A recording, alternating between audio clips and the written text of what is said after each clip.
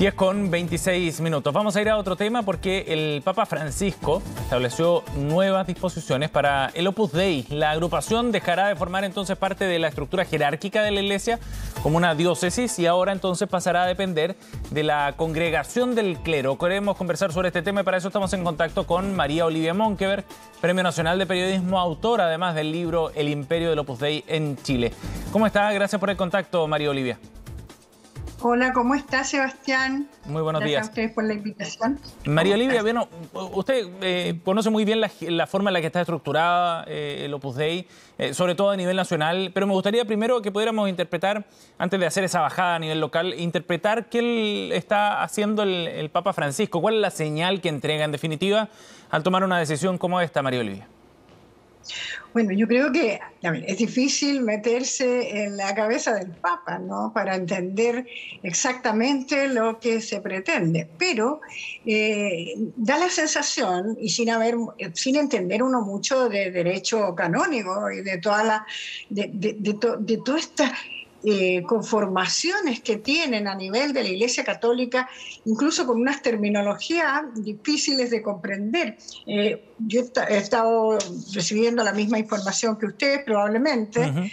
No he estado investigando este tema a partir de estos días, sino que lo que uno ve es que le quitan el carácter de prelatura que dependía directamente del Papa, y lo que ocurre es que en Chile y en todos los países donde está presente el Opus Dei, en la forma en que estaba hasta hoy, era que no tenía dependencia de los obispados locales. O sea, todos los sacerdotes y las diversas congregaciones incluso tienen que ver con los obispados locales, y me refiero, qué sé yo, al arzobispo de Santiago, al arzobispo de Concepción, al arzobispo de Valparaíso o a los obispos de las otras diócesis, ¿no?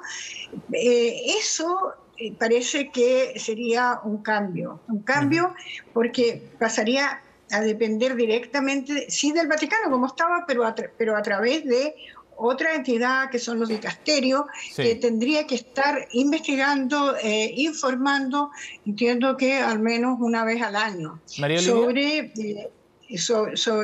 la actividad de la obra de Dios, como es lo que significa en castellano Opus Dei y cómo se denomina, ¿no?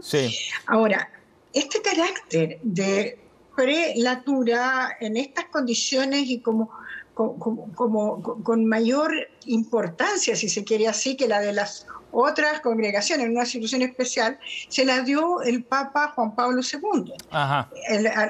El Opus Dei había nacido por Escrivá de Balaguer, que fue su impulsor, su inspirador. Él dijo que había tenido hasta apariciones en la España de la Guerra Civil, y después de eso, poco a poco el Opus Dei fue desarrollándose, tomando fuerza y llegando a diferentes países. Y en ese aspecto, María Olivia, ¿sí? Y conociendo la experiencia del Opus Dei acá en Chile, en base a la investigación que usted realizó para su libro, ¿una decisión de este tipo le quita autonomía al Opus Dei entonces? ¿Le quita algo del poder que logró construir acá en Chile o en otras partes, me refiero? Pero le genera un cambio de estructura que podría debilitar quizás esa influencia o el grado de influencia que alcanzó la congregación? Bueno, yo creo que el grado de influencia que alcanzamos mucha, aquí y en otros países, en América Latina. No es Chile una excepción. Ellos llegaron también a Argentina, están en Colombia, están en Perú, están en Uruguay. Entonces, yo te diría, es una influencia de hecho ya también importante, porque tanto en el ámbito, por ejemplo, de la educación, con los colegios que tienen, con la Universidad de los Andes, que yo creo que es la gran obra del Opus Dei en Chile, la que ellos ven que está hecha para perdurar por los siglos de los siglos, así me lo han dicho, y la influencia que tienen a través de personas, ¿no? Entonces, eso no se destruye de un día para otro, porque son empresarios, personas que están en diferentes organizaciones, a título personal, no están como en representación de. Entonces, eso es una situación que no creo que se vaya a romper con una cuestión así. Yo creo que lo que va a hacer debiera pasar tal vez es mayor, que haya mayor transparencia, que haya mayor, porque una de las características, y de muchos movimientos católicos, no solo de este, pero en este en particular, es que tienen el tema de la reserva, tienen el tema de que lo llaman reserva, lo llaman discreción. Ellos, sus planteamientos, ¿no es cierto?, y su carisma, como dice el propio, hasta estos propios comunicados del Papa, es el trabajo bien hecho. Sí. El trabajo bien hecho llevado a todas las esferas. Pero sí, desde el comienzo en Chile y en otras partes, casi el mandato era llegar a los lugares de influencia. Es el mandato de Escrivá de Balaguer, lo dice por lo demás hasta en su librito Camino. Entonces, eso no es algo que lo vayan a perder de un día para otro. Por supuesto.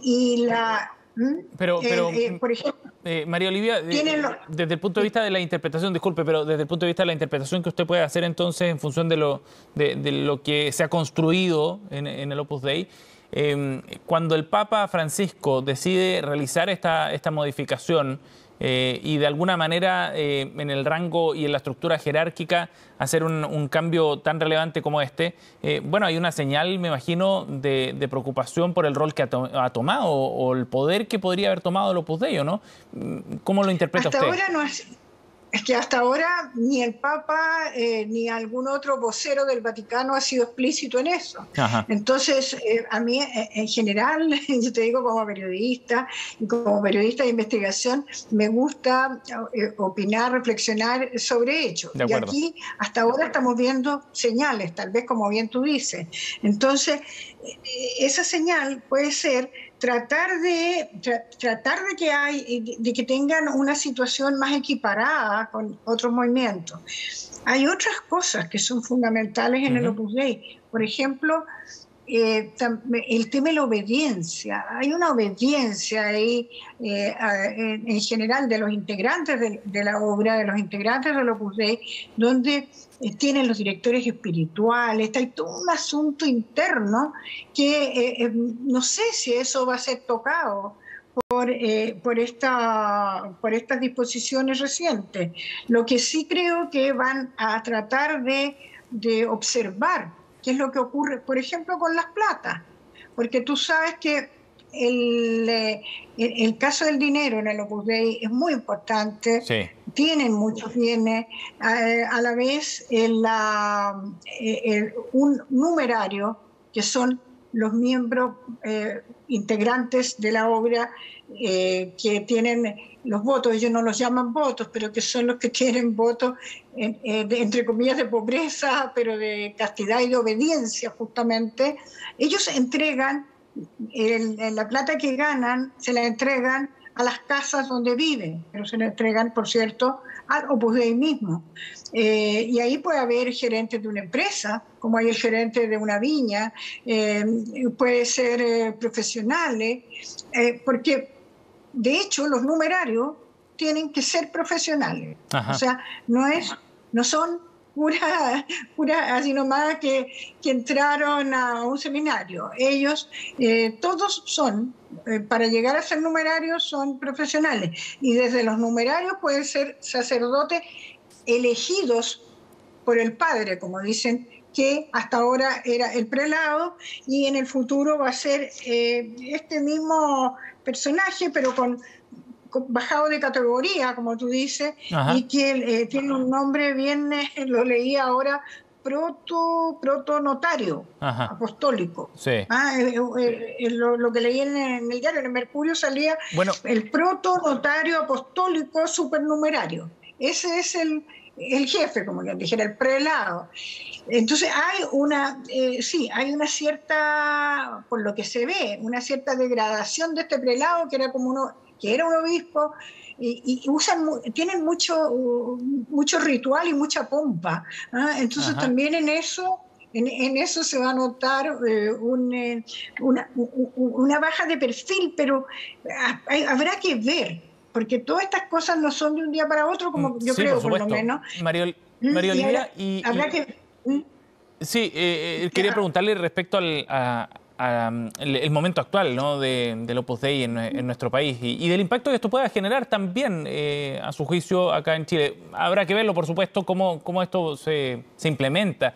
Pero, ¿cuál cree usted que es el momento que está viviendo la ordenación hoy día, a más de 10 años de la publicación de su libro? No, el último libro en realidad no fue hace 10 años. Lo que pasa es que yo publiqué el 2003. El 2003 fue el libro original, o sea, hace, ¿cuánto? 20 años, pero después lo actualicé. Está actualizado en el año 2016. 2016, Así perfecto. Sí, está relativamente actual. No he hecho una investigación ahora como para poner al día ya más nombres, cargos y cuestiones así, pero básicamente se ha mantenido. Yo creo que lo puse, estaba en un buen momento. No podría decirte que estuviera, por lo menos no había problemas. En Chile no se veían problemas demasiado evidentes. Uh-huh. Por ejemplo, en una situación en que, te podría decir en dos planos. Por un lado, tú tienes que una universidad como la Universidad de los Andes, con un proyecto académico a su modo, pero serio y dentro de su trabajo bien hecho, ha ido creciendo. Los colegios que son colegios particulares, que tienen colegios en Santiago, en Concepción, en Viña del Mar, propios, dicen que no son propios, pero son propios, que son los de SEDUC, que es la sigla de la sociedad que sueña y que los administra. Ellos dicen que son de los padres de familia, pero en realidad son de la prelatura, son del Opus Dei. Tienen también los colegios No Sedal en la comuna de La Pintana, uh-huh. Y tienen, en cuanto a propiedades, muchas casas de la obra, muchas casas donde viven los numerarios, por lo menos a la vista está todo eso. Tienen influencia, como te digo, yo creo que tienen influencia, que aunque no tienen representación de, por ejemplo, en la Cámara de la Construcción. En la Cámara de la Construcción el Opus Dei tiene influencia. Tienen influencia probablemente en entidades ligadas a la Sociedad Fomento Fabril o a la Sociedad Nacional de Agricultura, porque ese tipo de personas hay miembros del Opus Dei. ¿Ya? Ahora, por otra parte, en la estructura de los sacerdotes, que a todo esto son aparte, en todo son aparte de los hombres de las mujeres. En eso uno podría decir es bastante diferente incluso a otros movimientos religiosos, ya como van los tiempos. En las casas aparte, hombres, mujeres, de numerarios que viven ahí, los colegios aparte, los niños de las niñas. En todo se advierte eso, que quizá también ahí quieran dar una mirada, sí. Desde el Vaticano, no sé, puede que pase eso. Por otra parte, en Chile no ha habido grandes casos de abuso, por ejemplo, en este momento de crisis de la Iglesia Católica, ajá, en que se han conocido situaciones tan terribles, abusivas, tanto en términos de pedofilia como de abuso en general, de poder, abusos sexuales, sí, abusos de otro tipo. Ha habido un caso, sí, un señor cura Astorquiza, conocido en Chile.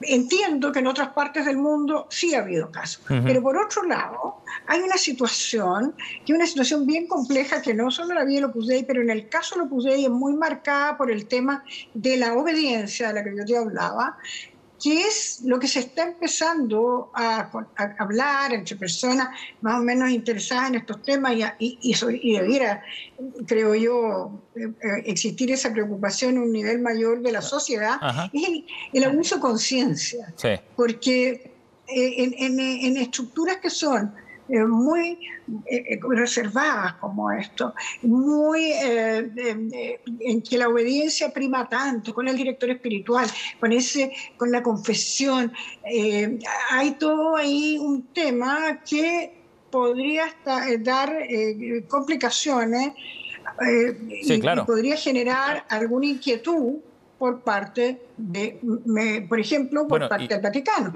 Y en otros países sí se ha conocido, recuerdo el caso en Perú, se ha conocido de situaciones complicadas también en términos no solo de abusos de conciencia, sino que también de abuso sexual. Sí, y bueno, precisamente en el informe que llega del Vaticano con la oficialización de esto, se plantea la necesidad de que el gobierno esté basado más en el carisma que sobre la autoridad jerárquica, el tema que precisamente estábamos comentando. María Olivia, se nos acaba el tiempo lamentablemente, pero queremos agradecerle su tiempo esta mañana con CNN Chile para darle un poco más de contexto también y un aterrizaje local a esta información. Gracias por el contacto.